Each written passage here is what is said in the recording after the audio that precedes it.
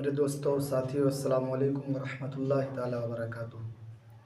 آپ حضرات کی خدمت میں ایک اور مفتی سلمان اظہری صاحب کا بیان، بہت ہی خوبصورت بیان ہے، آپ کے سامنے لے کر کے آیا ہوں۔ مجھے امید ہے آپ سنیں گے تو انشاءاللہ آپ کا ایمان تازہ ہو جائے گا۔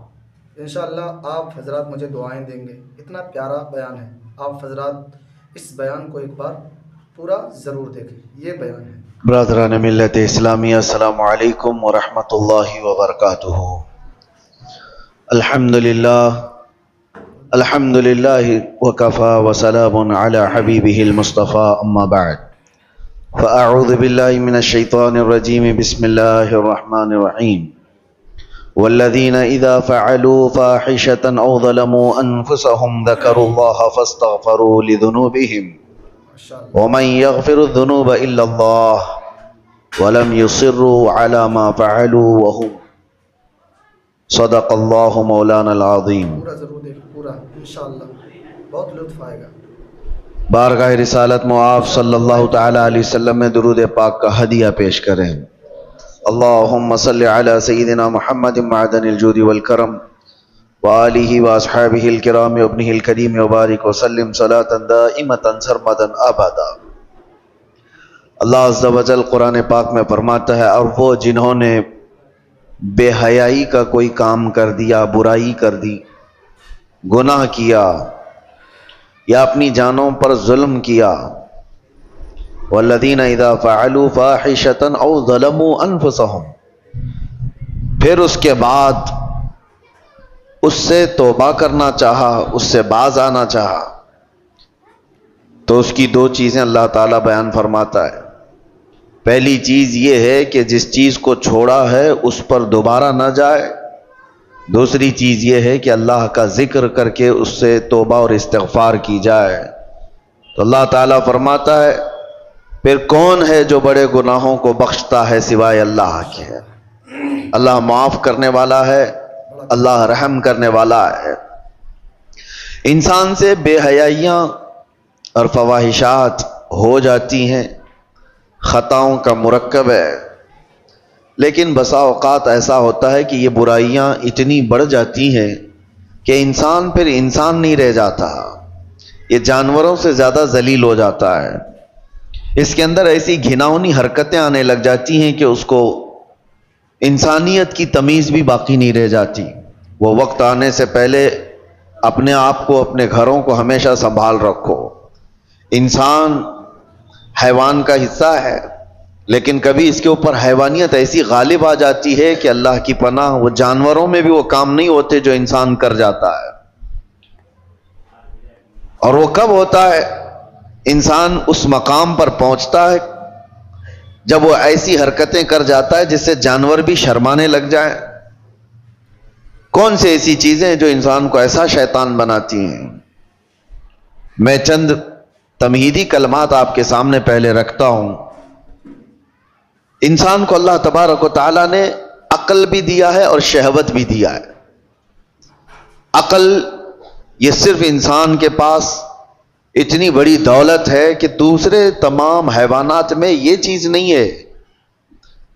عقل کا مطلب صرف دماغ ہی نہیں ہوتا، عقل کا مطلب صحیح اور غلط کو پہچاننے کی تمیز، اور شہوت جس سے انسان کو برائیوں کی خواہشات ہوتی ہیں۔ جانوروں میں شہوت رکھی گئی ہے، عقل نہیں، اور فرشتوں میں عقل ہے، شہوت نہیں، اور انسان میں دونوں چیزیں ہیں، عقل بھی ہے، شہوت بھی ہے۔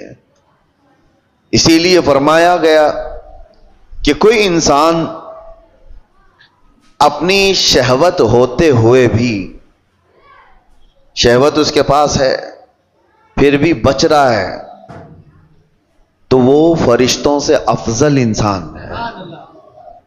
اس لیے کہ فرشتے گناہوں سے اس لیے بچے ہیں کہ ان کو شہوت ہی نہیں، گناہ کرنے کی سوچ ہی ان کے پاس نہیں۔ اور انسان اگر اپنے آپ کو بچاتا ہے تو فرشتوں سے افضل ہے۔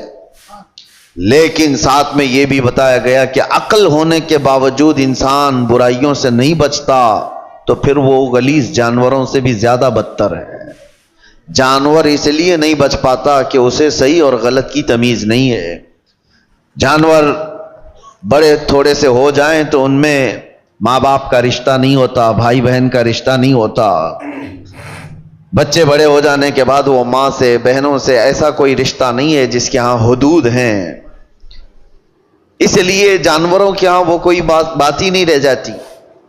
لیکن انسان کو اللہ تعالیٰ نے عقل دیا ہے، تمیز دیا ہے اور حدود بیان کیا ہے.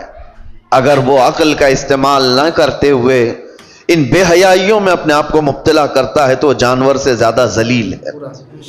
اب ہمیں خود کو معلوم کر لینا چاہیے کہ ہم کون سی کیٹیگری میں آتے ہیں. شہوت کے غلام ہیں یا پھر عقل کا استعمال کر کے گناہوں سے بچنے والے لوگ. مجھے بڑی تکلیف ہو رہی ہے، میں تو سفر میں تھا، آج اتفاقاً آپ کے ہاں حاضر آ گیا. لیکن کیا یہ ہاشمی مسجد کے جمعہ کا منظر ہے جو 1:30 بجے 2 صف بھی نہ ہوتی ہو؟ کیا یہ وہی مسجد ہے جہاں پر 12:30 بجے قدم رکھنے کی جگہ نہ ہوتی ہو؟ کیا ہو گیا ہے لوگوں کو؟ کس وجہ سے مسجدوں سے دوری؟ صرف یہ ایک مسجد میرے سامنے ہے، باقی کے حالات اور بھی گرے ہوئے ہیں. خصوصاً ہمارے اس شہر کے متعلق جب میرے پاس باتیں آئیں تو دل دکھتا ہے.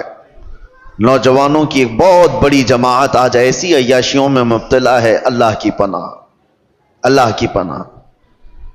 میں نے وہ چیزیں باہر پوش علاقوں میں نہیں سنا تھا جو یہاں سننے کو مل رہی ہیں.